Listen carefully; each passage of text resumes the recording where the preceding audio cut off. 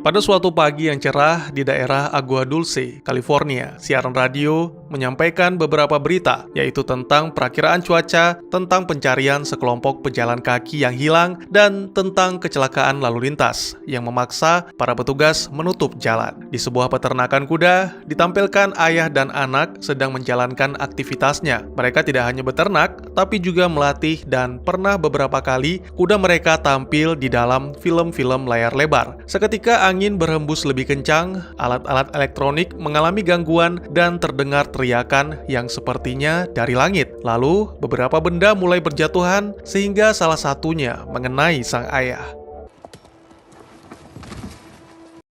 Ketika dibawa ke rumah sakit, barulah diketahui bahwa ada koin yang menembus mata sang ayah hingga menancap di otaknya. Apa yang sebenarnya terjadi? Ya, itulah dia suatu hal yang tidak perlu kalian pertanyakan lagi. Tapi buat para penonton yang baru bergabung, silahkan tanya ke teman yang ada di sebelahnya. Berjudul Nope, sebuah film yang rilis di tahun 2022, disutradarai, ditulis, dan diproduksi oleh Jordan Peele, serta dibintangi oleh aktor dan aktris dengan kemampuan akting yang sangat mempesona. Baik, selamat datang dan selamat berjumpa kembali bersama saya Teguh Gusto. Mari kita lanjutkan ceritanya. Film dimulai dengan menampilkan 6 bulan setelah kematian sang ayah. Tokoh utama kita, Otis Jr. atau lebih akrab disapa OJ, meneruskan usaha peternakan kuda Haywood Hollywood Horses. Apa yang selama ini mereka impikan tercapai, yaitu kembali terlibat dalam proyek perfilman. OJ tidak sendiri, dia ditemani oleh saudarinya Emerald atau M, yang bertindak sebagai juru bicara. Segala macam peraturan keselamatan telah dijelaskan, namun tetap saja ada yang mengabaikan hingga nyaris mendatangkan malapetaka. Dan akhirnya, demi keselamatan para kru, produser memutuskan untuk menggunakan visual effects. Tentu saja keputusan tersebut membuat OJ sangat kecewa karena mereka benar-benar membutuhkan pemasukan. Namun, yang paling membuat OJ kesal adalah ketidakprofesionalan M. Ketika bekerja, wanita itu malah sibuk mempromosikan bakatnya dalam bidang entertainment. Mau tidak mau, OJ terpaksa menjual kuda yang bernama Lucky itu ke Ricky, seorang pengusaha pemilik taman hiburan Jupiter's Claim. Ya, sudah 10 kuda yang dijual, tapi dengan perjanjian, kuda-kuda itu akan dibeli kembali. Lagi-lagi M bertindak menyebalkan. Dia melihat sekeliling ruangan Ricky, menemukan beberapa foto yang mengungkap bahwa dulunya Ricky adalah seorang aktor cilik. Salah satu serial paling terkenal yang dibintanginya adalah Gordy's Home. Karena hubungan OJ dan Ricky cukup dekat, maka dua bersaudara itu secara gratis diajak ke sebuah ruangan rahasia, di mana Ricky memajang segala hal tentang Gordy's Home. Dia juga menceritakan sebuah rahasia kelam tentang serial itu. Namun meskipun demikian, sama sekali tidak menurunkan minat orang-orang terhadap Gordy. Bahkan baru-baru ini, ada pasangan Belanda yang rela jauh-jauh datang dan membayar $50.000 hanya untuk bermalam di rumah Ricky.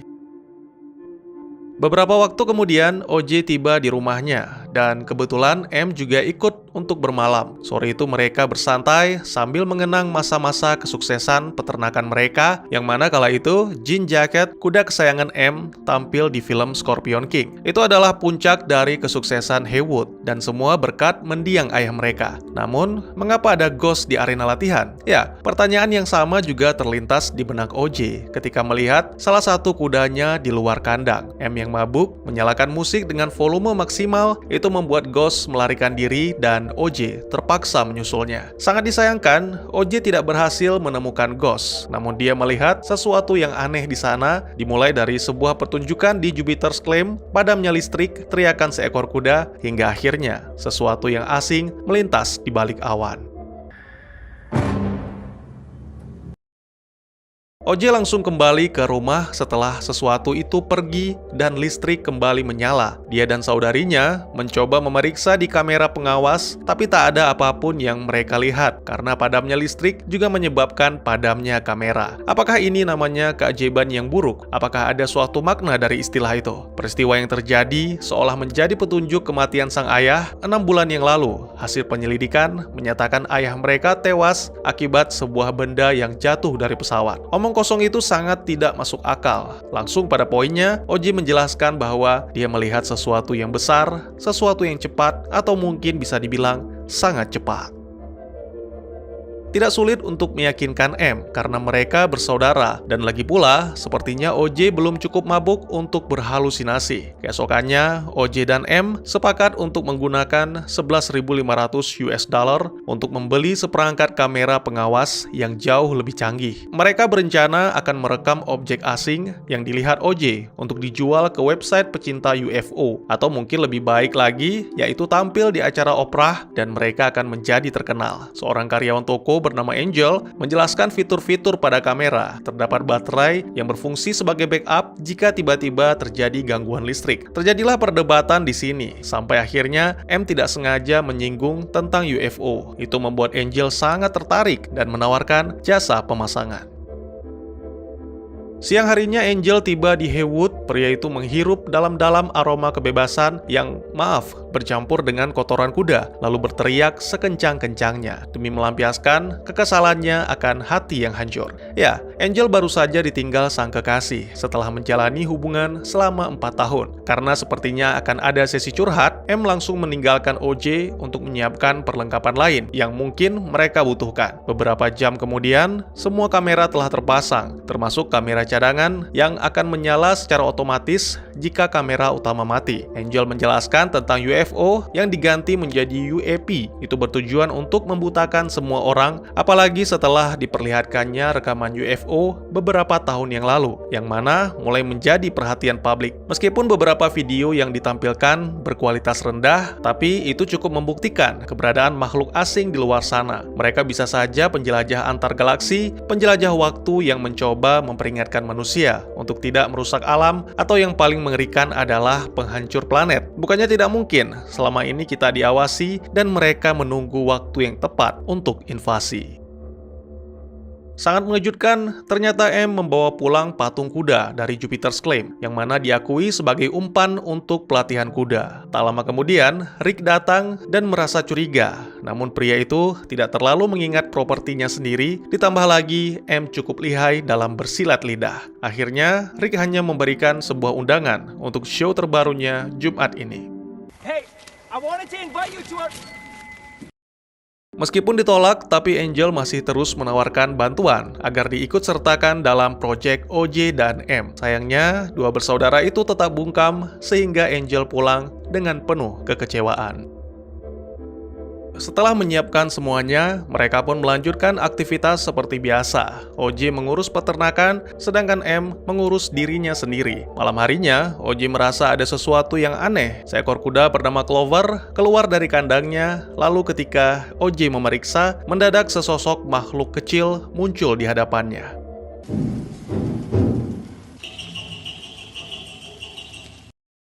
Tidak hanya satu, tapi ada dua. Merasa dirinya dalam bahaya, OJ memutuskan untuk mundur sambil terus merekam. Sampai akhirnya, salah satu dari mereka membuat OJ benar-benar terkejut sehingga pria itu mendaratkan sebuah pukulan keras dan membuat makhluk itu tumbang.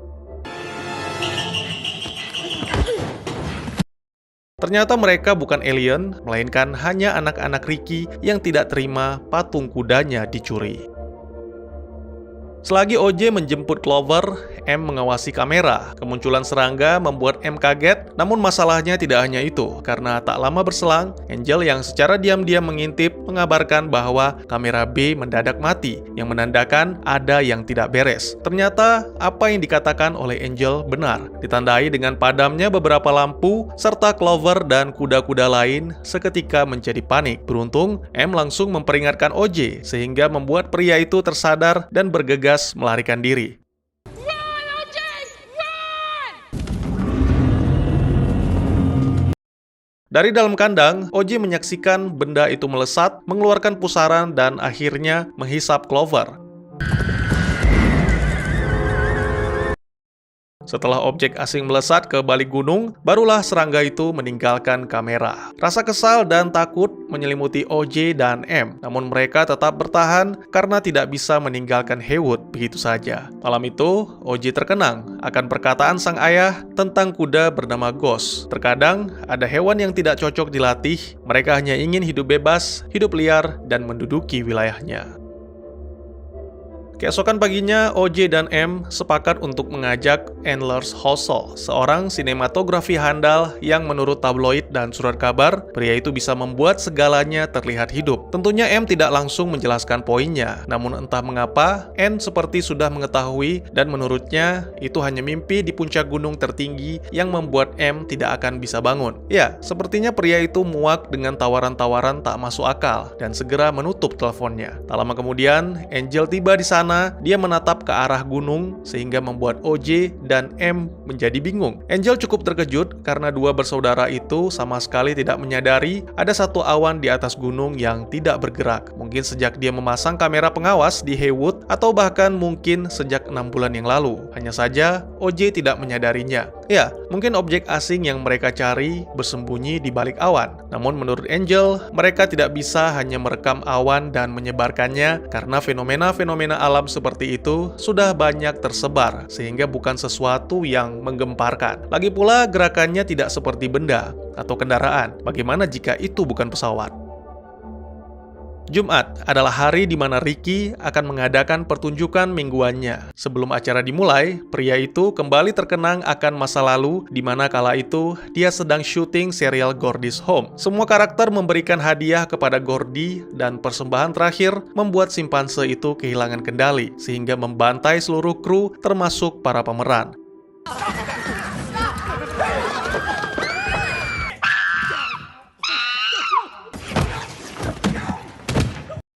Hanya Rick yang tidak diserang karena bersembunyi di bawah meja. Sebenarnya waktu itu, Gordy melihat Rick menghampiri dan mencoba menenangkan dengan mengulurkan tinjunya. Namun sebelum tangan mereka tersentuh, sebuah tembakan tepat mengenai kepala Gordy sehingga simpanse itu pun seketika tewas. Sebuah pengalaman yang benar-benar kelam dan mengerikan. Sang istri selalu menguatkan setiap kali Rick mengenangnya. Kini Rick harus lebih bersemangat lagi dan berjuang untuk memberikan sebuah hiburan yang fenomenal kepada masyarakat.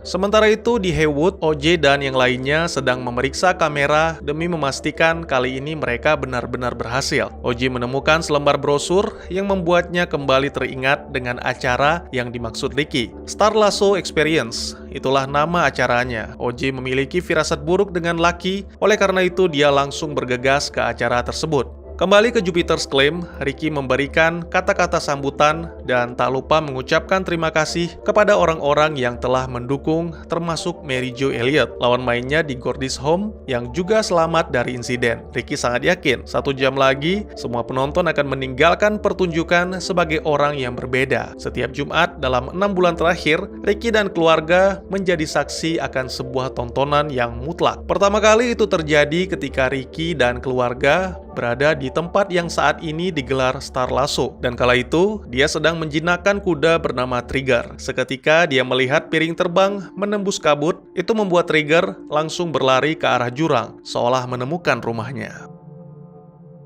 Tentu saja cerita itu membuat semua penonton heran dan mengira Ricky sudah gila. Namun Ricky menjelaskan dengan lebih detail lagi bentuk serta ukuran piring terbang. Dan meskipun alien yang dijuluki The Viewers itu belum pernah turun dari piring terbangnya, tapi Ricky yakin makhluk itu telah memberikan kepercayaannya. Karena jika tidak, Ricky tidak mungkin menggelar Star Lasso. Sebenarnya Ricky ingin menampilkan anak-anaknya sebagai pertunjukan pembuka. Namun para penonton dibuat terkejut karena ada gumpalan awan yang terus mendekat dengan sesuatu di baliknya.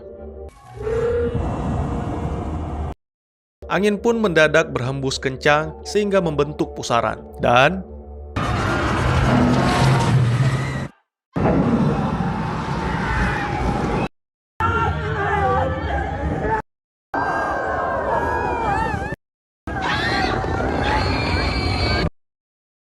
beberapa waktu kemudian, OJ tiba di Jupiter's Claim. Tidak ada seorang pun di sana, hanya ada seekor babi di atas atap dan Lucky yang masih di dalam ruang kaca. Meskipun berkali-kali OJ memanggilnya, namun kuda itu sama sekali tidak bergerak, seolah-olah dia mengetahui bahaya apa yang menantinya jika berani keluar dari sana. Ternyata objek asing yang disebut The Viewers masih mengintai dari balik awan, dan tiba-tiba saja dia meluncur kembali ke daratan setelah menyadari kehadiran OJ.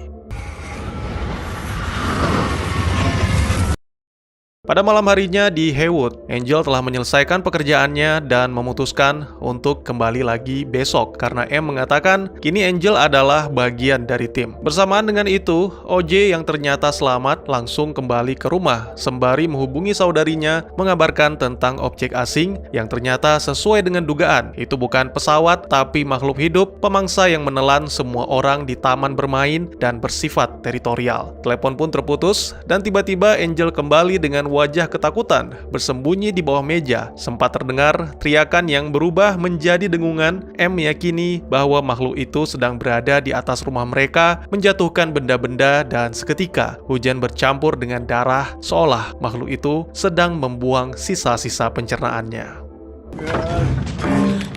Something very bad happening.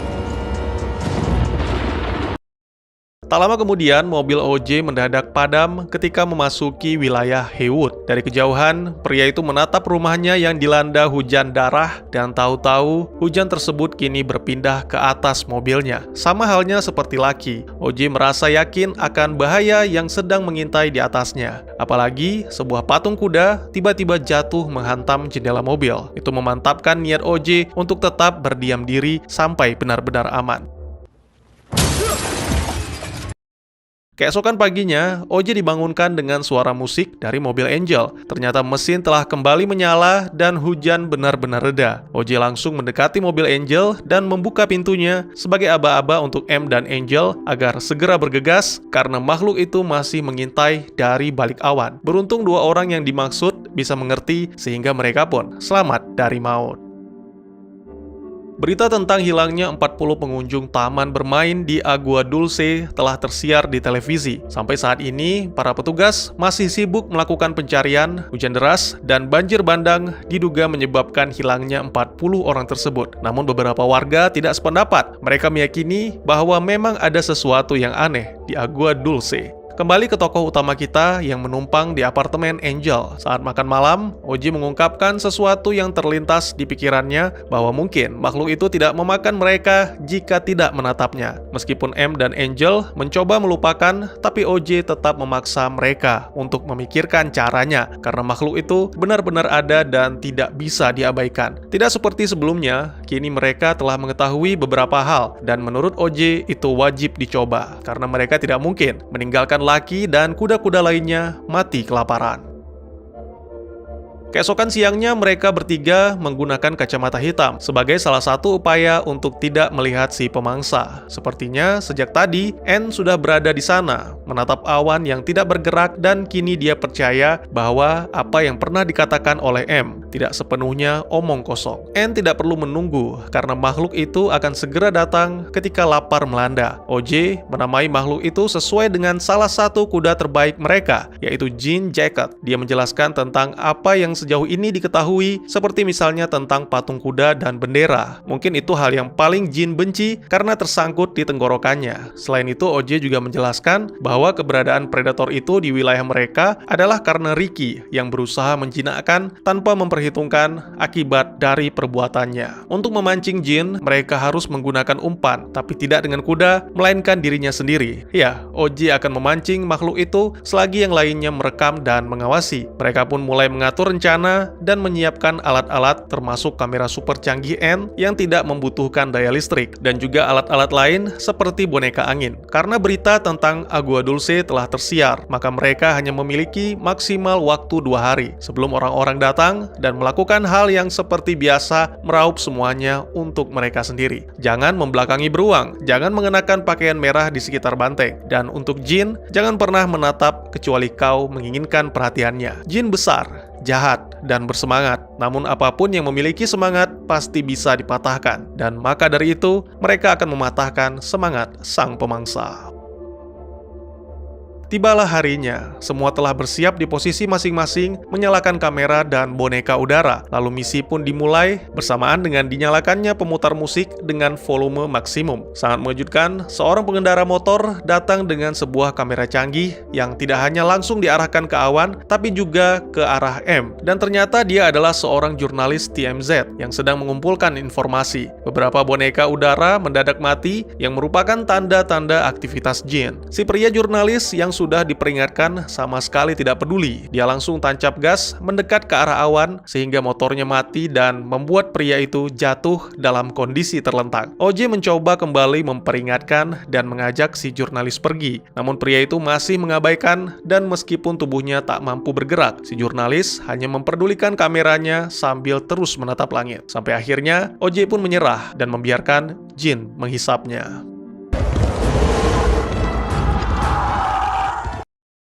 Jin masih terus melayang di dekat OJ sambil menghisap boneka-boneka yang menatapnya. OJ langsung memanfaatkan kesempatan tersebut untuk memancing makhluk itu. Dengan tudung kepala yang sudah ditempeli stiker mata, OJ melaju dengan cepat bersama Lucky. Lalu ketika mencapai kandang, pria itu langsung melepaskan balon yang telah diikatkan dengan tali bendera sehingga membuat Jin mundur ketakutan. Akhirnya, misi telah selesai dan mereka berhasil merekam makhluk pemangsa yang melayang di angkasa.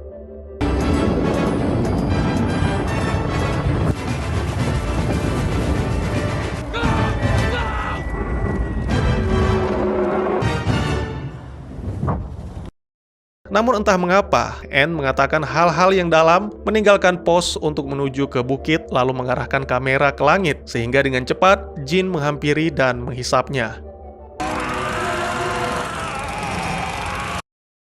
Itu adalah pemandangan mengerikan yang membuat semua mata tertuju kepada predator. Setelah mengetahui semua mangsanya, Jin pergi menghilang, lalu muncul secara tiba-tiba dari arah yang tidak terduga.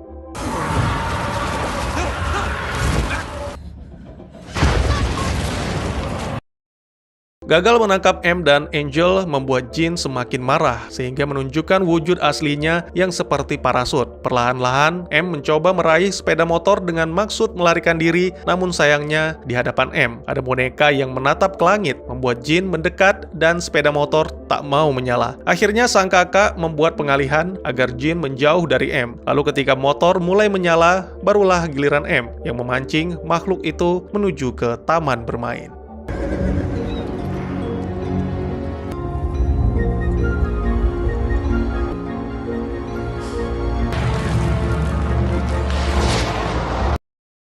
Bukannya tanpa alasan, M membawa Jin ke Jupiter's Claim. Tak lama kemudian, setibanya di sana, M langsung melepaskan balon Rick ke udara, lalu menyiapkan kamera sumur yang berada tepat di bawah balon. Jin yang tertarik langsung melahap balon, lalu bersamaan dengan itu, kamera pada sumur pun berhasil mengabadikan momen tersebut.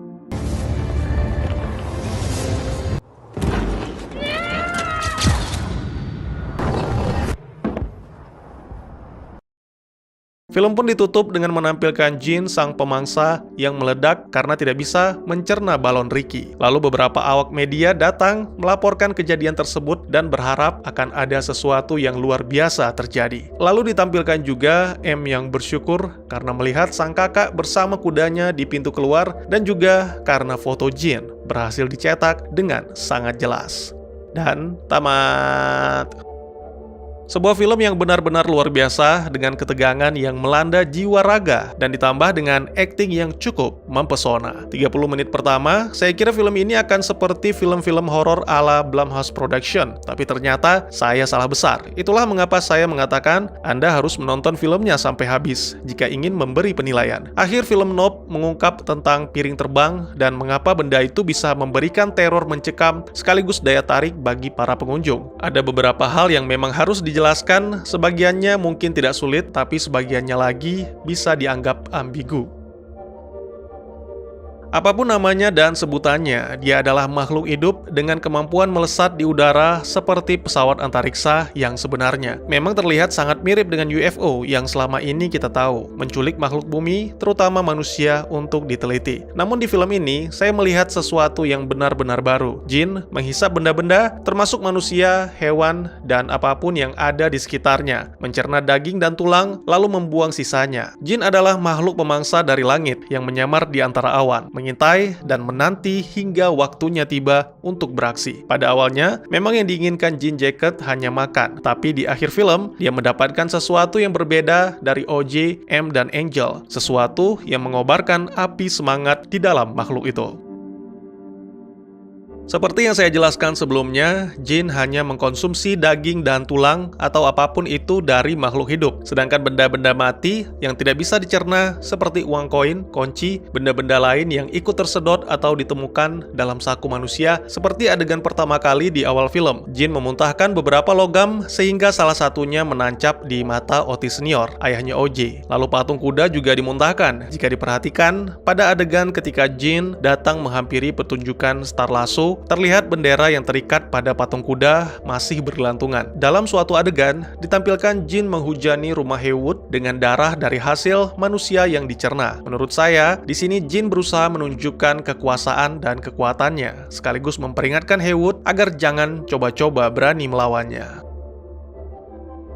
Sekali lagi, mungkin wujudnya seperti kain hordeng pengantin baru, tapi jin adalah makhluk hidup dan pemangsa murni yang memiliki amarah, apalagi jika ditantang. Pada adegan di awal film, OJ memperingatkan para kru agar tidak menatap mata laki karena itu sama saja dengan mengintimidasi dan menyebabkannya menyerang. Nah, ini juga berlaku pada jin, karena dia adalah makhluk yang memiliki semangat besar dan merespon dengan kemarahan jika dirinya merasa terancam. Ini sama halnya dengan yang terjadi di Star Lasso. Suara musik yang begitu kencang membuatnya datang. Ditambah lagi tatapan mata para pengunjung, itulah yang menyebabkan jin menghisap Ricky dan semua orang di Star Lasso. Sebaliknya, OJ beberapa kali berhasil selamat, yaitu dengan menjaga pandangannya tetap ke bawah dan perlahan menjauh, yang mana menunjukkan bahwa dirinya bukan ancaman. Ini memiliki makna bahwa mereka yang tidak bisa mengalihkan pandangan dari tontonannya pada akhirnya akan kehilangan segalanya akibat bahaya yang mereka hadapi dan lebih mementingkan hiburan daripada kehidupan. Seperti yang sudah saya ceritakan tentang simpanse mengamuk dalam syuting Gordy's House. Pada pertengahan film, kita mengetahui selain Ricky, ternyata Mary lawan mainnya yang seorang gadis remaja juga selamat dengan wajah yang hancur. Setelah dewasa, Ricky merasa yakin bahwa keselamatannya dari insiden berdarah Gordy adalah sebuah keajaiban. Selain itu, ditampilkan juga sepatu berdiri vertikal, seolah melayang yang menambah keyakinan Rick akan keajaiban tersebut. Sampai-sampai sepatu itu juga diletakkan di ruangan rahasia. Semua momen itu membuat Ricky percaya bahwa ada energi besar yang menyebabkan keajaiban sehingga dirinya bisa selamat. Sejak hari itu, Ricky merasa yakin bahwa dirinya memiliki sesuatu yang besar dan mampu menjauhkannya dari mara bahaya. Ini membuatnya menjadi kelewat percaya diri sehingga mengusik jin, mencoba menjinakkannya dengan mengorbankan orang lain demi kepentingan Rick sendiri. Inilah yang dimaksud dari ayah OJ, yaitu tentang beberapa hewan yang tidak ingin dijinakkan, yang mana sekaligus menjadi tema utama dari Nope dan penghubung simpanse, alien, kuda, bahkan manusia itu sendiri. Oh ya, pada sebuah adegan ketika OJ mencari Ghost, dia sempat menatap ke arah Jupiter's Claim. Nah, setelah itu, barulah muncul Jean Jacket. Saya pikir saat itu Rick sedang mempersiapkan acara Star Lasso dengan mempersembahkan seekor kuda kepada Jean, atau dia sebut dengan The Viewers. Menjelang adegan pamungkas, OJ berkorban agar adiknya M bisa melarikan diri ke taman bermain, lalu menjalankan strategi mematikan yang tidak hanya membunuh jin, tapi juga menangkap gambarnya. Lalu tatapan penuh syukur M ke arah OJ menunjukkan bahwa sang kakak selamat. Namun bukannya tidak mungkin, M hanya berhalusinasi melihat bayangan OJ yang sudah mati, sama seperti OJ yang mengenang saat-saat bersama sang ayah, dan itu terlihat seolah-olah benar-benar ada. Ini kembali kepada teman-teman, mau lebih percaya yang mana? Karena sampai dengan film berakhir, tidak ada penjelasan lebih lanjut. Mungkin juga sengaja dibiarkan ambigu, sama seperti film yang pernah saya bahas. Contohnya Infinity, K-Pax, Cell, atau Total Recall. Mengacu pada acara Star Lasso-nya Ricky dan Jean, atau disebut sama si Ricky sebagai The Viewers. Ricky menarik The Viewers sebagai tontonan, dan imbalannya The Viewers akan diberi makan. Makhluk itu akan terus kembali selama ada sesuatu yang menarik perhatiannya. Ini tentang bagaimana laparnya penonton untuk diberi makan, serta obsesi manusia untuk memanfaatkan sesuatu yang tampaknya bisa dijinakkan, tanpa mempertimbangkan bahwa sebenarnya itu tidak boleh atau tidak bisa dilakukan. Film ini menyoroti keangkuhan yang menggunakan menggunakan makhluk hidup sebagai hiburan. Tidak peduli apakah itu simpanse, kuda, ataupun makhluk asing. Semua akan ditampilkan selama itu bisa membuat tujuannya tercapai. Tentu saja kehidupan adalah sesuatu yang tak ternilai harganya. Dalam film ini, kita melihat bagaimana orang-orang menjual kehidupan mereka untuk dihibur oleh sesuatu yang tidak bisa dikendalikan, daripada bertanya kepada diri sendiri apakah itu benar atau salah. Dan dalam adegan kematian Anne, kita sudah ditegaskan bahwa manusia tidak pantas mendapatkan sesuatu yang tidak mungkin, sehingga pria itu menukar nyawanya dengan merekam sesuatu yang tidak pernah dia temukan seumur hidup.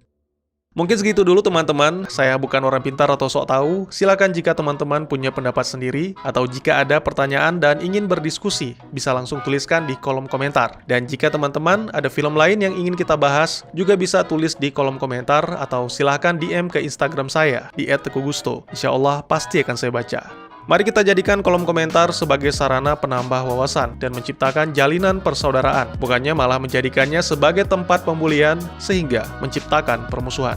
Sekian dulu videonya dan jangan lupa untuk dukung terus channel ini dengan cara share, like, dan subscribe karena dukungan dari kalian sangat berharga bagi saya demi perkembangan channel ini. Saya Gusto, sampai jumpa di video selanjutnya. Tetap semangat, tetap bersyukur setiap hari. Dadah!